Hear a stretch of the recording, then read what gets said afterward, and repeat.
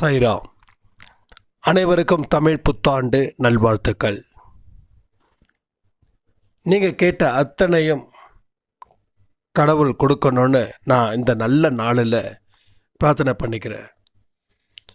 உங்கள் அன்பு பெருகணும், நம்பிக்கை பெருகணும், வளர்ச்சி பெருகணும், உங்கள் கை உயரணும். எல்லாமே